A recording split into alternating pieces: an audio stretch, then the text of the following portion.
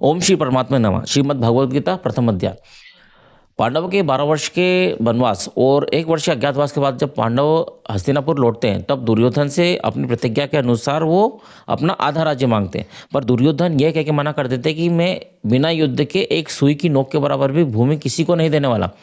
तब माता कुंती की आज्ञा के अनुसार पांडव युद्ध को स्वीकार करते हैं। तो दोनों तरफ से युद्ध की तैयारी होना शुरू हो जाती है। दोनों अपनी सेना इकट्ठी करना शुरू कर देते हैं। अब माता कुंती ने युद्ध की आज्ञा क्यों दी? देखो, माता कुंती के बारे में थोड़ा सा आप पहले जान लेते हैं कि माता कुंती है कैसी। माता कुंती कोई ऐसी माता नहीं जिसे बहुत ज़्यादा सुख सुविधा और बहुत आराम की आदत है या चाह भी है। कोई चाह नहीं है। माता कुंती ने भगवान से विपत्ति का वरदान मांगा। मतलब ऐसी कोई स्त्री या ऐसा कोई पुरुष भी हो सकता है जो भगवान से बोले कि मुझे विपत्ति देना, पर माता कुंती ऐसी थी। उन्होंने विपत्ति का वरदान मांगा था भगवान से। तो मतलब उनकी ऐसी कोई इच्छा ही नहीं थी सुख भोगने की, पर फिर भी उन्होंने युद्ध के लिए क्यों अनुमति दी पांडवों को?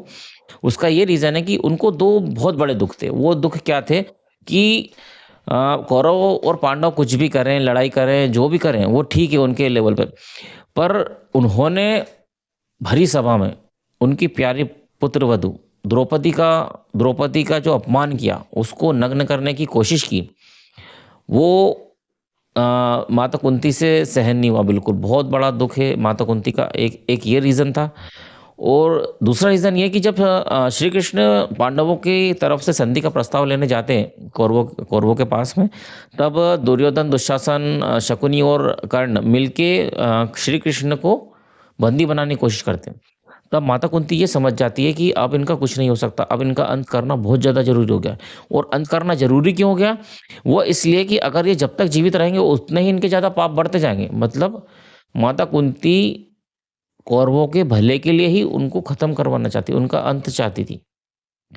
इसलिए माता कुंती ने पांडवों को युद्ध की आज्ञा दी। और युधिष्ठिर भी युद्ध करना नहीं चाहते थे, कोई युद्ध करना नहीं चाहता था। पांडवों की तो ये सोच थी कि हम चाहे जैसे रह लेंगे, कुछ भी करके खा लेंगे, लेकिन हमको युद्ध नहीं करना है। पर माता की आज्ञा के अनुसार सब तैयार हुए। अब महर्षि वेदव्यास आते हैं। महर्षि वेदव्यास का जो धृतराष्ट्र के प्रति बहुत ज़्यादा स्नेह, धृतराष्ट्र को बहुत ज़्यादा चाहते हैं।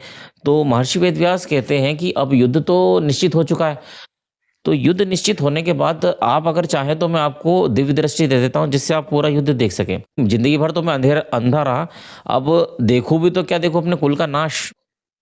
उससे ये नहीं होगा। हाँ, मैं समाचार जरूर सुन सकता हूँ।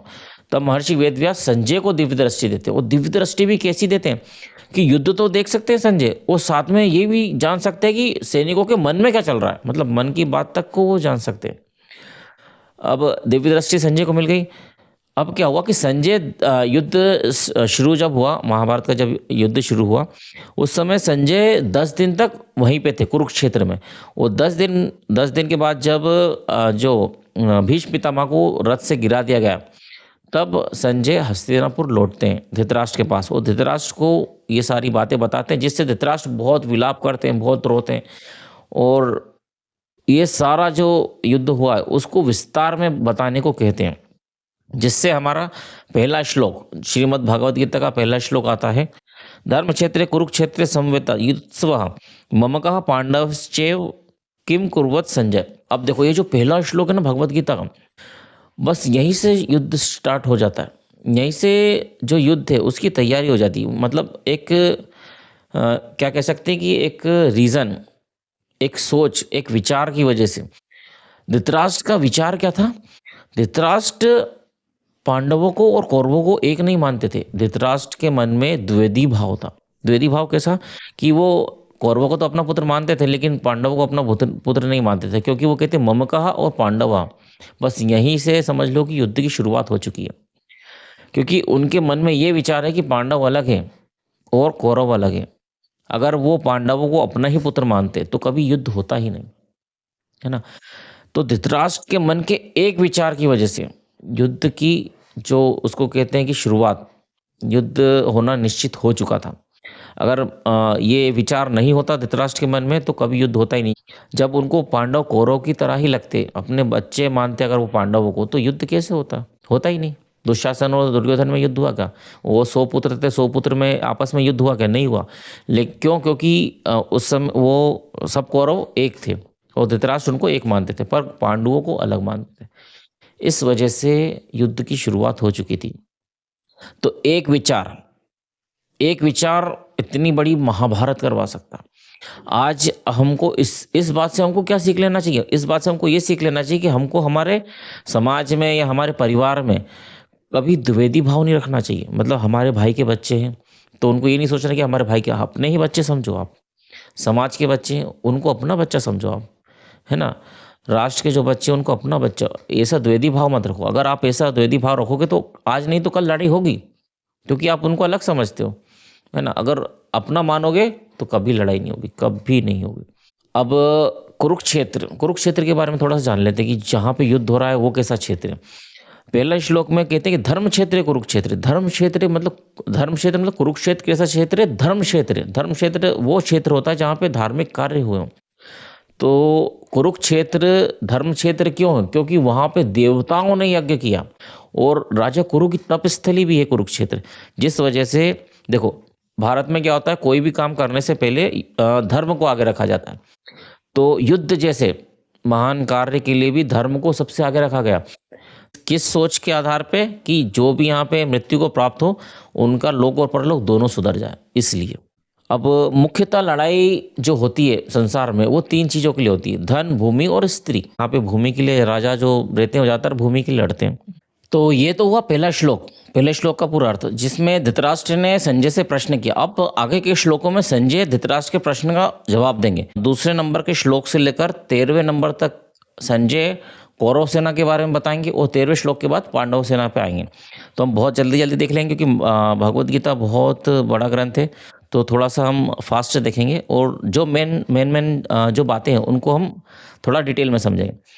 तो दूसरा श्लोक आता है। दूसरे श्लोक में कि उस समय चक्रव्यूह से खड़ी हुई पांडव सेना को देखकर और द्रोणाचार्य के पास जाकर राजा दुर्योधन यह वचन बोला। अब क्या होता है कि जब दोनों सेनाओं को दुर्योधन देखते हैं तो उनके मन में थोड़ा सा भय पैदा होता है कि इतनी बड़ी सेना, शायद हम हार ना जाए, क्योंकि बड़े बड़े योद्धा थे उस सेना के अंदर। तो दुर्योधन को भय पैदा होता है, जिस वजह से वो गुरु द्रोणाचार्य के पास जाते हैं सबसे पहले। हे आचार्य, आपके बुद्धिमान शिष्य द्रुपद पुत्र धृष्टद्युम्न के द्वारा व्यूह रचना से खड़ी की गई पांडवों की इस भारी सेना को देखिए। धृष्टद्युम्न एक बहुत इंटरेस्टिंग कैरेक्टर है महाभारत का। धृष्टद्युम्न बहुत पावरफुल, एक तो बहुत बड़ा वीर है। और धृष्टद्युम्न का जो जन्म है वो गुरु द्रोणाचार्य को मारने के लिए ही हुआ है। अब समझते क्या हुआ था। देखो, द्रोणाचार्य और धृष्टद्युम्न के पिता द्रुपद, ये दोनों बहुत अच्छे मित्र थे। दोनों कौन?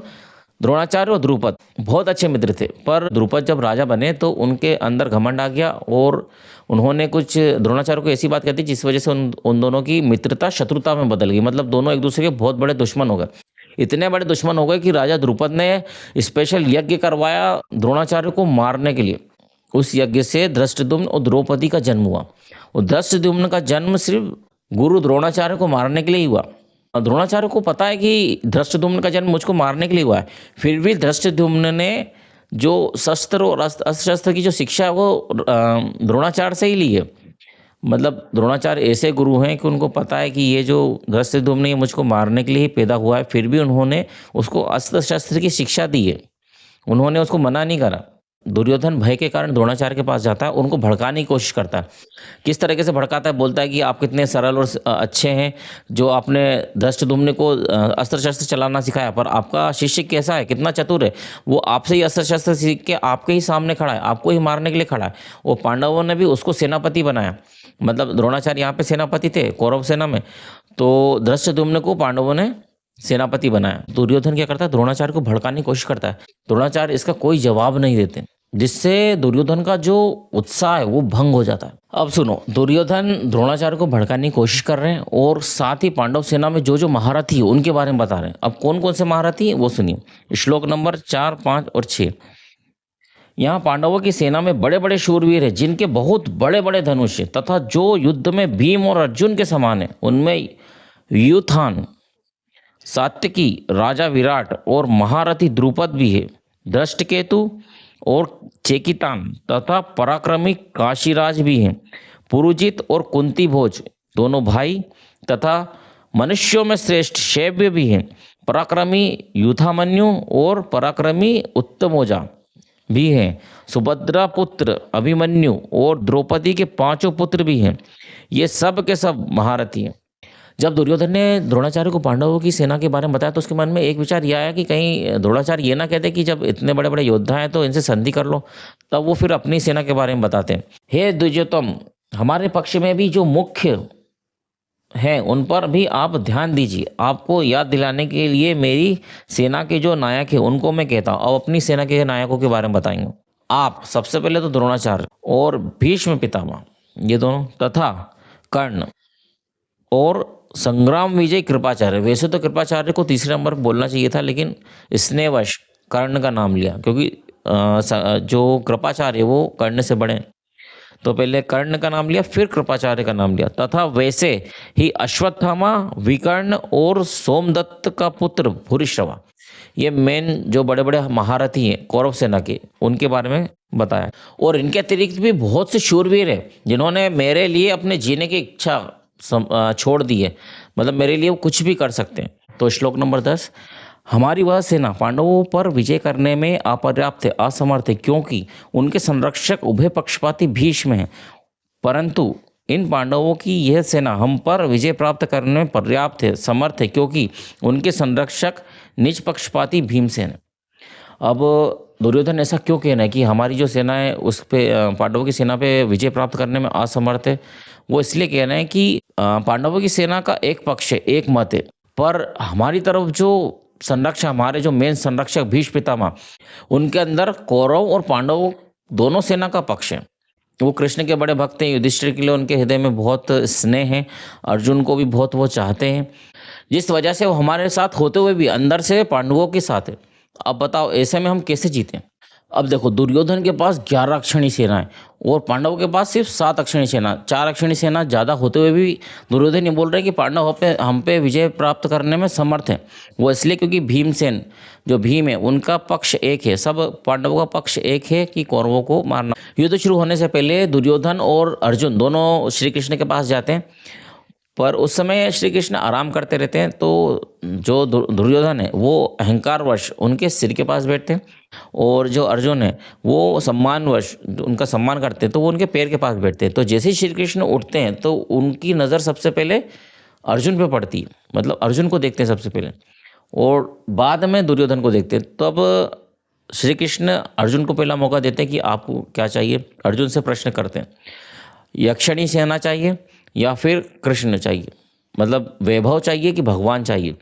तब अर्जुन भगवान को चुनते हैं, जिससे दुर्योधन बहुत ज़्यादा खुश हो जाता है, क्योंकि दुर्योधन तो सेना लेने के लिए ही आया था, और पहला मौका अर्जुन को मिलते हुए भी अर्जुन ने भगवान को मांग लिया, जिन्होंने ये भी कहा था कि मैं तो शस्त्र भी नहीं उठाऊंगा युद्ध में। उसके बाद भी अर्जुन ने भगवान को मांगा, पर दुर्योधन तो सेना लेने आया था तो उसका काम हो गया। बहुत ज़्यादा खुश होता है कि जो अस्त्र शस्त्र सुसज्जित नारायणी सेना जो कृष्ण की है वो उसको बिना मांगे ही मिल गई, मतलब वैभव मिल गया। जो दुर्योधन है उसको वैभव मिल गया और अर्जुन को भगवान मिल गए। तो श्लोक नंबर 11, दुर्योधन अपनी जो सेना के महारथी उन सबसे कहते हैं कि भीष्म पितामह की रक्षा करे चारों ओर से। वो ऐसा क्यों कहते हैं? क्योंकि भीष्म पितामह कोई कमज़ोर है कि जो उनकी रक्षा की जाए? वो तो इतने बड़े महारथी की पूरी सेना को समाप्त कर सकते हैं, पर भीष्म पितामह की रक्षा करने के लिए इसलिए कहते हैं क्योंकि भीष्म पितामह ने एक प्रतिज्ञा की थी। क्या प्रतिज्ञा की थी? कि मैं शिखंडी से युद्ध नहीं करूँगा, शिखंडी को नहीं मारूंगा। बस दुर्योधन को ये चीज़ पता थी कि वो शिखंडी को नहीं मारेंगे, अगर शिखंडी उनके पास आया तो वो हथियार डाल देंगे। तो सारे महारथियों को बोल रहा था कि शिखंडी इनके आसपास ना आ पाए, क्योंकि शिखंडी को भीष्म पितामह स्त्री समझते थे। वो पहले जन्म में भी अम्बा थी, है ना, राजा काशीराज की पुत्री अम्बा बनी थी, और इस जन्म में भी राजा द्रुपद, याद आया आपको राजा द्रुपद कौन है? राजा द्रुपद वही राजा द्रुपद है जो द्रोणाचार्य के दुश्मन है, और द्रोणाचार्य को मारने के लिए जिन्होंने हवन के द्वारा दृष्टद्युम्न और द्रौपदी को उत्पन्न करवाया था, पैदा किया था। उनकी एक कन्या पहले से थी जो शिखंडी उनको पुत्री रूप में ही प्राप्त हुए इस जन्म में भी, पर शिखंडी आगे चलकर स्थूणाकर्ण यक्ष से पुरुष तत्व प्राप्त करके पुरुष बना, बाद में पुरुष बने, है ना, यक्ष से पुरुष तत्व प्राप्त करके वो पुरुष बने। इसलिए भीष्म पितामह की ये प्रतिज्ञा थी कि मैं शिखंडी को नहीं मारूंगा, हथियार डाल दूंगा। अब देखो, कौरव सेना में दो बहुत बड़े बड़े महारथी हैं और इतने बड़े हैं कि वो अकेले ही पूरी युद्ध को समाप्त कर सकते हैं, द्रोणाचार्य और भीष्म पितामह। और इन दोनों की कमजोरी पांडवों के पास में, द्रोणाचार्य की कमजोरी है धृष्टद्युम्न जो उनको मारने के लिए पैदा हुआ है, भीष्म पितामह की कमजोरी शिखंडी, है ना। ऐसा कहा जाता है कि शिखंडी शंकर के वरदान से भीष्म पितामह को मारने के लिए ही आए थे, ठीक है, क्योंकि इनको कोई मार ही नहीं सकता था, भीष्म पितामह को कोई समाप्त कर ही नहीं सकता था। तो उनकी एक कमजोरी जो थी शिखंडी, उसको आसपास ना आने दिया जाए, ऐसा दुर्योधन सारे अपने महारथियों को कहते हैं। बाकी तो सब फिर भीष्म पितामह संभाल ही लेंगे। अब श्लोक नंबर 12। उस दुर्योधन के हृदय में हर्ष उत्पन्न करते हुए कौरवों में वृद्ध प्रभावशाली पितामह भीष्म ने सिंह के समान गरज कर जोर से शंख बजाया। अब भीष्म पितामह ने शंख युद्ध की घोषणा के लिए नहीं बजाया, काय के लिए बजाया? भीष्म पितामह ने शंख बजाया कि जो दुर्योधन जो इतना ज़्यादा उसका जो उत्साह समाप्त हो गया है, जो सेना बिल्कुल उत्साह खत्म हो चुका है, उसको बढ़ाने के लिए भीष्म पितामह ने शंख बजाया। अब भीष्म पितामह ने शंख बजाया तो सबको तो ये लगा कि युद्ध की शुरुआत हो चुकी है, युद्ध की घोषणाएं हैं। तब उसके बाद शंख और भैरी नगाड़े तथा ढोल मृदंग और नरसिंगे बाजे सब एक साथ ही बज उठे। वह शब्द बड़ा भयंकर हुआ, बहुत तेज आवाज आने लगी, सारे जितने भी नगाड़े और ये सब सारे बजने लगे। अब ये 13 श्लोक समाप्त हो गए। यहाँ तक संजय ने कौरवों की सेना ने क्या किया ये बताया। तो श्लोक नंबर 14 से हम अब पांडवों की सेना के बारे में जानेंगे।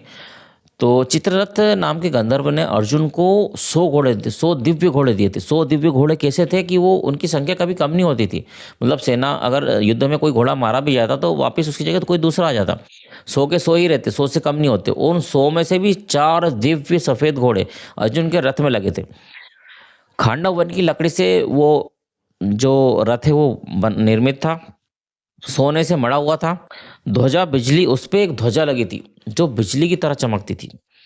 यह 1 योजन मतलब 4 कोस तक लंबी थी। उसके बाद भी वो फहराती रहती थी। वो फहराने के बाद भी वो ना कोई बोझ था उसका पताका का रथ के ऊपर, ना रुकती थी ना अटकती थी, ना कुछ भी नहीं होता था। और इसी पर हनुमान जी विराजमान थे। महाभारत के युद्ध में हनुमान जी का जो स्थान है वो उस ध्वजा पे, अर्जुन के रथ की ध्वजा पे हनुमान जी विराजमान थे। और वहीं से उन्होंने पूरी भागवत गीता और पूरे युद्ध और अर्जुन के रथ की रक्षा और सारी चीजें करी। ऐसे हनुमान जी प्रकट नहीं हुए कहीं पे भी, वो पताका पे जो ध्वज है, ध्वज पे उनका स्थान था, वहीं पे वो रहे और वहीं से उन्होंने सब चीजें करी। तो धृतराष्ट्र के प्रश्न करने के बाद संजय दूसरे श्लोक से लेकर 13वें श्लोक तक कौरवों की सेना के बारे में बताते हैं और 13वें श्लोक से 19वें श्लोक तक पांडवों की सेना के बारे में बताते हैं। अब जब भीष्म पितामह ने दुर्योधन का उत्साह बढ़ाने के लिए, सेना का उत्साह बढ़ाने के लिए शंख बजाया, तब सब ने इसको युद्ध की घोषणा समझ के अपने अपने शंख बजाए। अब किस किस ने कौन कौन से शंख बजाए ये सुनिए। श्री कृष्ण ने अपना पंचजन्य शंख बजाया, अर्जुन ने देवदत्त नाम का शंख बजाया, भीम ने पौंड्र नामक शंख को बजाया, युधिष्ठिर ने अनंत विजय नाम का शंख बजाया, नकुल और सहदेव ने सुघोष और मणिपुष्पक नाम के शंख को बजाया। पांडवों ने जब अपने शंख बजाए तब श्लोक नंबर 19, पांडवों के सेना के शंख से उस भयंकर शब्द ने आकाश और पृथ्वी को भी गुंजाते हुए अन्यायपूर्वक राज हड़पने वाले दुर्योधन आदि के हृदय में विदीर्ण कर दिया। का दिल घबरा गया, मतलब अंदर से बिल्कुल हिला दिया दुर्योधन को उसकी ध्वनि ने। श्लोक नंबर 20, हे महीपते धृतराष्ट्र, अब शस्त्र चलाने की तैयारी हो ही रही थी कि उस समय अन्यायपूर्वक राज्य को धारण करने वाले राजाओं और उनके साथियों को व्यवस्थित रूप से सामने खड़े हुए देखकर कपिध्वज पांडुपुत्र अर्जुन ने अपना गांडीव धनुष उठा लिया और अंतर में भगवान श्री कृष्ण से यह वचन बोले, है ना। और भगवान से अर्जुन बोलते हैं, श्लोक नंबर 21 और 22, हे अच्युत्य, दोनों सेनाओं के मध्य में मेरे रथ को आप तब तक खड़ा कीजिए जब तक मैं युद्ध में खड़े हुए इन युद्ध की इच्छा वालों को देख ना लूं कि इन युद्ध रूप उद्योग में मुझे किन किन के साथ युद्ध करना है। देखो श्लोक नंबर 21 और 22, अर्जुन श्री कृष्ण से कहते हैं कि आप मेरे रथ को दोनों सेनाओं के बीच में खड़ा कीजिए और जब तक खड़ा कीजिए कि जब तक मैं सबको देख ना लो कि कौन कौन से मुझको युद्ध करना है, जो दुर्बुद्धि दुर्योधन का साथ देने आए यहाँ पे, है ना, किस किस से मुझको लड़ना है। तब श्री कृष्ण बहुत ही चतुराई से रथ को उस जगह पे खड़ा करते हैं जहाँ पे भीष्म पितामह और गुरु द्रोणाचार्य खड़े थे, ताकि क्योंकि भगवान को पता था कि अर्जुन के अंदर इनके लिए स्नेह है बहुत ज़्यादा, और उनके अंदर भी अर्जुन के लिए अर्जुन के प्रति स्नेह है। तो भगवान श्री कृष्ण जो हैं वो अर्जुन को जानबूझकर ऐसी जगह पे अर्जुन का रथ खड़ा करते हैं जहाँ पे से उनको भीष्म पितामह और भीष्म पितामह और गुरु द्रोणाचार्य दिखे। तब रथ को खड़ा करके श्री कृष्ण कहते हैं कि हे अर्जुन, इन कुरुवंशियों को देखो।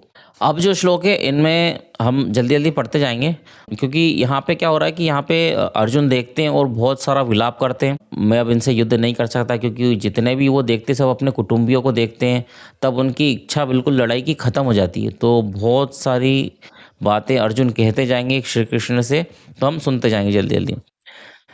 उसके बाद प्रथानंदन अर्जुन ने उन दोनों ही सेनाओं में स्थित पिताओं को देखा, ठीक है, पितामहों को, आचार्यों को, मामाओं को, भाइयों को, पुत्रों को, पौत्रों को तथा मित्रों को, ससुरों को और सुहादों को भी देखा। इन सबको देखा, सब जन को देखते हैं। अपनी अपनी जगह पर स्थित उन संपूर्ण बांधवों को देखकर वे कुंती नंदन अर्जुन अत्यंत कायरता से युक्त होकर विषाद करते हुए ऐसा बोले। अब बहुत ज़्यादा मतलब सारे रिश्तेदार, उनने अर्जुन ने क्या देखा, अर्जुन तो युद्ध के लिए तैयार थे बिल्कुल, गांडी उठा के बोला कि चलो वो वहाँ पे युद्ध करो, वहाँ पे रथ को खड़ा करो जहाँ पे मैं इन सबको देख सकूँ। और जब श्री कृष्ण ने, बहुत चतुर थे श्री कृष्ण ने, भीष्म पितामह और गुरु द्रोणाचार्य के सामने खड़ा कर दिया। तब वो देखते हैं कि यार ये तो सब अपने कुटुंबी हैं, सारे अपने रिश्तेदार हैं बिल्कुल, जितने मतलब मेरे गुरु हैं, मेरे पितामह हैं, मेरे पिता हैं, मेरे ससुर हैं, साले हैं, सब मेरे भाई हैं, मतलब उन्होंने अपने कुटुंब को खड़ा देखा पूरा।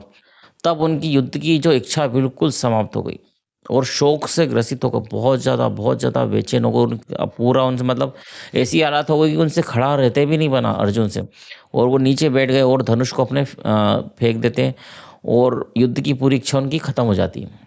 अब वो अर्जुन क्या क्या बोल रहे हैं श्री कृष्ण को, वो देखिए। अभी श्री कृष्ण क्या करेंगे, अर्जुन की सारी बातें सुनेंगे बहुत आराम से, बहुत प्यार से, वो कुछ भी नहीं बोलेंगे। और फिर जब कृष्ण बोलना शुरू करेंगे तब अर्जुन के एक एक सवाल का जवाब देते जाएंगे। आइए सुनते हैं, है ना। कायरता से विषाद करते हुए बोले, श्लोक नंबर 28, 29 और 30। है कृष्ण, युद्ध की इच्छा वाले इस कुटुंब समुदाय को अपने सामने उपस्थित देखकर मेरे अंग शिथिल हो रहे हैं और मुख सूख रहा है तथा मेरे शरीर में कपकपी आ रही है एवं रोंगटे खड़े हो रहे हैं। रोंगटे खड़े हो गए, कपकपी आ गई, बहुत ज़्यादा हालत खराब है अर्जुन के। हाथ से गांडीव धनुष गिर रहा है और त्वचा भी जल रही है। मेरा मन भ्रमित हो रहा है और मैं खड़े रहने में भी असमर्थ हूँ, खड़ा भी नहीं रहा जा रहा है। श्लोक नंबर 31। है केशव, मैं लक्षणों शकुनों को भी विपरीत देख रहा हूँ। जो शकुन और अपशकुन की बात करने लग गए अब अर्जुन। और युद्ध में स्वजनों को मारकर श्रेय मतलब लाभ भी नहीं देख रहा, मैं कोई लाभ नहीं देख रहा अपने स्वजनों को मार के। वो अपने देखो अर्जुन की, पांडवों की क्या सोची कि अपने स्वजन है, अपने से वो उनको अलग नहीं समझ रहे हैं। धृतराष्ट्र की सोच अलग है, पांडवों की ऐसी नहीं है। वो अपने स्वजन बोल रहे हैं, स्वजन बोल रहे हैं कि हमारे स्वजन हैं, हमारे ही अपने हैं, तो इनको मार के कोई लाभ नहीं देख रहा हूँ मैं, इनको मार के क्या लाभ होगा। हे कृष्ण, मैं ना तो विजय चाहता हूँ, ना राज्य चाहता हूँ और ना सुखों को ही चाहता हूँ। हे गोविंद, हम लोगों को राज्य से क्या लाभ, भोगों से क्या लाभ, अथवा जीने से भी क्या लाभ। राज्य, भोग और जीने से भी क्या लाभ, मतलब वो जीने की इच्छा भी अर्जुन की बिल्कुल समाप्त हो चुकी है। जिनके लिए हमारी राज्य, भोग और सुख की इच्छा है, वे ही ये सब अपने प्राणों की और धन की आशा का त्याग करके युद्ध में खड़े हैं। हम इनके लिए तो सब कुछ कर रहे हैं।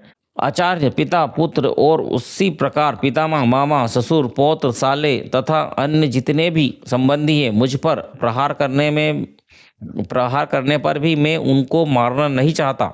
और हे मधुसूदन, मुझे त्रिलोक की राज्य मिलता हो तो भी मैं उनको मारना नहीं चाहता। फिर ये पृथ्वी के लिए तो मैं इनको मारूं ही क्यों। वो क्या तीनों लोक का राज्य भी मिले तो भी नहीं मैं इनको मार सकता, तो ये पृथ्वी के लिए कैसे मार दूँ? मार ही नहीं सकता बिल्कुल। हे जनार्दन, धृतराष्ट्र संबंधियों को मारकर हम लोगों को क्या प्रसन्नता होगी, और इन आतताइयों को मारने से हमें पाप ही लगेगा। इनको मारने से हमको पाप ही लगना है, कोई लाभ तो होना नहीं है। इसलिए अपने बांधव इन धृतराष्ट्र संबंधियों को मारने के लिए हम योग्य नहीं हैं, हम योग्य नहीं हैं। क्योंकि हे माधव, अपने कुटुंबियों को मारकर हम कैसे सुखी हो सकते हैं? अपने कुटुंबियों को मार के कोई आज तक सुखी हुआ है क्या? बात बिल्कुल, अर्जुन जितनी बातें बोल रहे हैं बिल्कुल बहुत सोच समझ के और बहुत अच्छे तरीके से बोल रहे हैं, है ना। बातें उनकी सही भी है, लेकिन अभी जो उनकी स्थिति है उसके हिसाब से गलत है। यद्यपि लोभ के कारण जिनका विवेक विचार लुप्त हो गया है, ऐसे ये दुर्योधन आदि कुल का नाश करने से होने वाले दोष को और मित्रों के साथ द्वेष करने से होने वाले पाप को नहीं देखते तो भी हे जनार्दन, कुल का नाश करने से होने वाले दोष को ठीक ठीक जानने वाले हम लोग इस पाप से निवृत्त होने का विचार क्यों ना करें? कुल के नाश करना एक बहुत बड़ा पाप है ना। तो इससे हम बचें, हम युद्ध ना करके इससे बच सकते हैं। कुल का क्षय होने पर सदा से चलते आए कुल धर्म नष्ट हो जाते हैं, और धर्म का नाश होने पर बचे हुए संपूर्ण कुल को अधर्म दबा लेता है। कुल का अगर नाश हो जाता है तो उसके साथ जो धर्म आज तक चले आ रहे हैं वो सब खत्म हो जाते हैं। श्लोक नंबर 41। हे कृष्ण, अधर्म के अधिक बढ़ जाने से कुल की स्त्रियां दूषित हो जाती हैं। कुल की जो स्त्रियां हैं वो दूषित हो जाती है, और वर्षणेय स्त्रियों के दूषित होने पर वर्ण संकर पैदा होते हैं। जब अधर्म बहुत ज़्यादा बढ़ जाता है तो उस कुल की स्त्रियां दूषित हो जाती है, और दूषित जो स्त्रियां हैं, है ना, उनसे जो बच्चे पैदा होते हैं वो वर्ण संकर होते हैं, मतलब कुल का नाश करने वाले। वो कभी किसी की कोई बात नहीं मानते। वर्ण संकर कुल घातियों को और कुल को नरक में ले जाने वाला ही होता है। श्राद्ध और तर्पण ना मिलने से इन कुल घातियों के पितर भी अपने स्थान से गिर जाते हैं।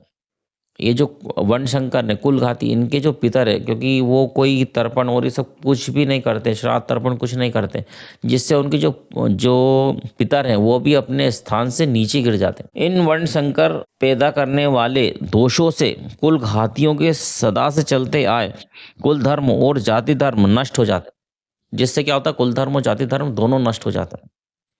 हे जनार्दन, जिनके कुल धर्म नष्ट हो जाते हैं उन मनुष्यों का बहुत काल तक नरकों में वास होता है, ऐसा हम सुनते आए हैं। यह बड़े आश्चर्य और खेद की बात है कि हम लोग बड़ा भारी पाप करने का निश्चय कर बैठे हैं। बहुत बड़ा पाप करने का निश्चय कर लिया है तो हमने युद्ध करके, जो कि राज्य और सुख सुख के लोभ से अपने स्वजनों को मारने के लिए तैयार हो गए हैं। राज्य और सुख के लोभ से हम अपने स्वजनों को मारने के लिए तैयार हो गए, है ना। कितना बड़ा पाप हमने कर दिया। अगर ये हाथ में शस्त्र अस्त्र लिए हुए धृतराष्ट्र के पक्षपाती लोग युद्ध में सामना न करने वाले तथा शस्त्र रहित मुझे मार भी दे, वह मेरे लिए बड़ा ही हितकारी होगा। बोले मेरे को मार भी दे तो कोई दिक्कत नहीं है ना, मेरे लिए बहुत अच्छी बात है। तो ऐसा कहकर शोककुल मन वाले अर्जुन बाण सहित धनुष्य का त्याग करके युद्ध भूमि में रथ के मध्य भाग में बैठ जाते हैं। बिल्कुल चारों तरफ से निराशा और कायरता अर्जुन को घेर लेती है, और वो युद्ध के साथ साथ बाणों का भी त्याग करके मध्य में रथ के मध्य में बैठ जाते हैं। देखो, ये था हमारा पहला अध्याय, श्रीमद् भागवत गीता का पहला अध्याय यहाँ पे समाप्त होता है। जब अर्जुन चारों तरफ से निराश और हताश और कायरता से भर के युद्ध की इच्छा को त्याग के अपने बाण को और अपने धनुष और बाण को दोनों को त्याग के रथ के मध्य में बैठ जाते हैं, यहाँ पे पहला अध्याय समाप्त हो जाता है। अब दूसरा अध्याय हम दूसरे वीडियो में देखेंगे। हर वीडियो में हम एक एक अध्याय को लेके चलेंगे ताकि श्रीमद् भागवत गीता को हम अच्छे से समझ सकें, और उसमें जो भी हमारे काम की चीज़ें जिससे हम शिक्षा ले सकते हैं, जिससे हम कुछ सीख सकते हैं, उसको हम बहुत अच्छे से समझेंगे। तो वीडियो कैसा लगा कमेंट में ज़रूर लिखिएगा। जय श्री महाकाल।